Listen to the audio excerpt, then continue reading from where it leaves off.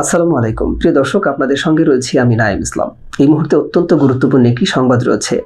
বিএনপিকে উদ্দেশ্য করে বৈষম্য বিরোধী ছাত্র আন্দোলনের অন্যতম সমন্বয়ক হাসনাত আব্দুল্লাহ কড়া একটি মন্তব্য করেছেন। তিনি কি মন্তব্য করেছেন সেটি আপনাদের জানাবো। বৈষম্য বিরোধী ছাত্র আন্দোলনের আহ্বায়ক হাসনাত আব্দুল্লাহ বলেছেন, যারা আগে আন্দোলনের ডাক দিয়ে মাঠ থেকে সরে যেত তারাই এখন আতাতের রাজনীতি ও ভারত নির্ভর কূটনীতির মাধ্যমে আওয়ামী লীগের পুনর্বাসন চায়।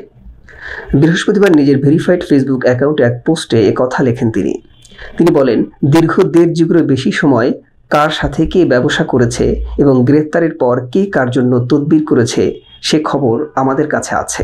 অপর এক পোস্টে মির্জা ফখরুল ইসলাম আলমগীরের দিকে ইঙ্গিত করে তিনি লেখেন, বিএনপির একজন সিনিয়র নেতা আওয়ামী লীগের সাথে দলটির কোনো দ্বন্দ্ব না থাকার কথা অকপটে বললেন, অথচ তিনি ভুলে গেলেন আওয়ামী লীগ বাংলাদেশের রাজনীতিতে ফ্যাসিজম কায়েম করেছে, গুম খুন ও গণহত্যা করে দেশকে অরাজকতার শীর্ষ চূড়ায় নিয়ে গিয়েছে।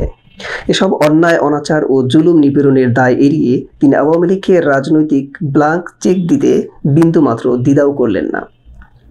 আবার তিনি বললেন, আগামী নির্বাচনে আওয়ামী লীগ অংশগ্রহণ করলে বিএনপির কিছু আসে যায় না। অথচ উনি ভুলে গেলেন এই আওয়ামী লীগই বিগত ৩ নির্বাচনে সাধারণ মানুষের ভোটাধিকার হরণ করেছে। এই আওয়ামী লীগের কারণেই বিএনপি বিগত সময়ে নির্বাচনগুলো বর্জন করতে বাধ্য হয়েছে। পোস্টে তিনি আরও লেখেন, গণ অভ্যুত্থানের পরে দেশের কাঠামোগত পরিবর্তন করার সুযোগ এলেও বিএনপি তা অবমূল্যায়ন করে ১/১১ সরকারের ফর্মুলার আলাপ নিয়ে হাজির হলো। অন্যদিকে অন্তর্বর্তী সরকারের সংস্কার প্রক্রিয়া শুরু করলে দলটি বলল এই সংস্কার করার ম্যান্ডেট তাদের নেই। অথচ বিএনপি একথা ভুলে গেল যে গণ অভ্যুত্থানের ফলে গঠিত হওয়া সরকারের ম্যান্ডেট ৬০-৭০ ভাগ ভোট পেয়ে নির্বাচিত হওয়া রাজনৈতিক দলের চেয়েও বেশি। নতুন রাজনৈতিক দল প্রসঙ্গে তিনি লেখেন, জনগণের আকাঙ্ক্ষার পরিপ্রেক্ষিতে গণ অভ্যুত্থানের পরে একটি নতুন রাজনৈতিক দলের প্রয়োজনীয়তা জনসম্মুখে উপস্থিত হলো।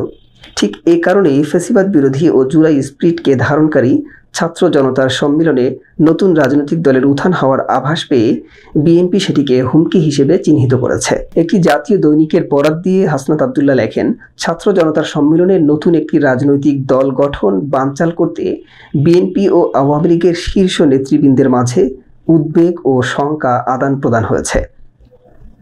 অর্থাৎ বিএনপি বাংলাদেশের রাজনীতিতে পুনরায় আওয়ামী লীগকে অবাধ অনুপ্রবেশ করতে দিলেও নতুন রাজনৈতিক দলের উত্থান দেখতে চায় না। প্রিয় দর্শক, হাসনাত আব্দুল্লাহর এই মন্তব্যটি আপনি কিভাবে দেখছেন? আপনার মতামত কমেন্ট করে জানাতে পারেন।